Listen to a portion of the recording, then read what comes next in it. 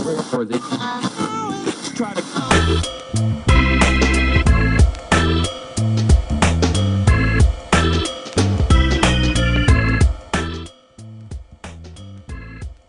Welcome to the Pittsburgh Business Virgin, where we interview successful business owners on the do's and don'ts of starting a successful business. Today, we're very happy to have in our studio the one and only John Wolffe with Jennco Solutions, who he is an expert, and actually he works with us here at the Three Rivers Wealth Management Group on our website. He designed our website, and his company basically specializes in website and web applications development. John, welcome to our studio today. Thanks. It's a pleasure to be here. John looks like he's making a hostage tape.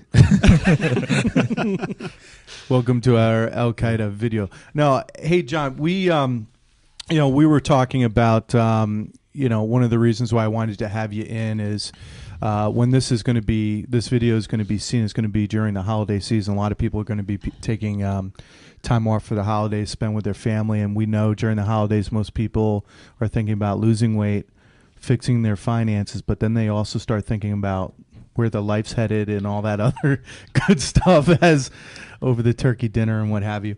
Between the trick to fend. Yeah, yeah.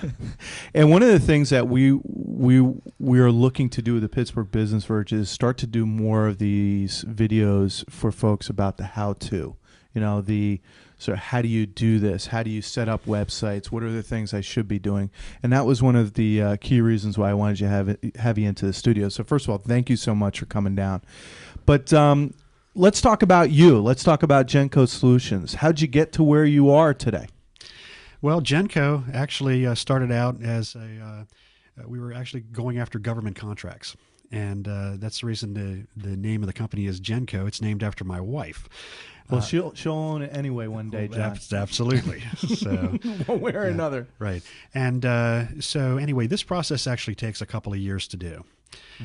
To get certified as a woman-owned business. You just can't have a share of your wife or your business partner owning a certain percentage and being qualified as a business woman-owned business to be able to get these types of contracts with the government. So starting the company, I realized I had to pay the electric bill and keep the lights on, and so I started looking for things to do. My background as a Lotus Notes developer, I thought I'd be more into working with databases and supporting small operations. And what happened was people started saying to me, "Can you help me with my website? My website is 5 years old. The partner had his son do it, and he left college, and nobody knows how to get a hold of him anymore." Yeah. And so we started doing quite a few of these things. We started doing website upgrades like some people do oil changes. Yeah. Oh, yeah. And so all of a sudden, the focus of the business actually went this direction. And we started doing quite a few of them. So what's interesting about it, because I think this is probably a very important part of sort of your journey, is you went into it with thinking one thing, sort of from a business plan standpoint, and then it ended up morphing into something, and not entirely different, but different.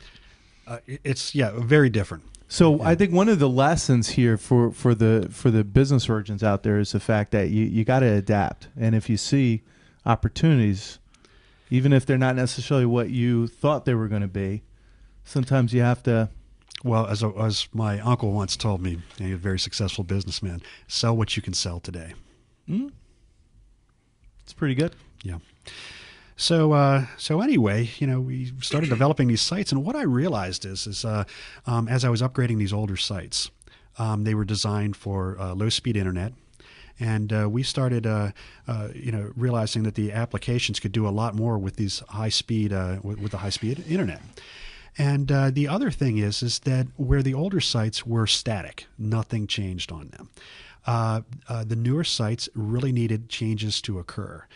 To allow for marketing and the search engine optimization and so forth. And I really realized that there was a need for that, and that's known as content management. And so I started looking into these content management systems and found a few good ones that I really liked. And we started deploying them on the back end of the websites. This allows people that wish to be able to update their sites in a very timely manner. They're not waiting for a developer to get back to them 3 weeks, 6 weeks later when the event's either already there or gone. It's already taken care of immediately.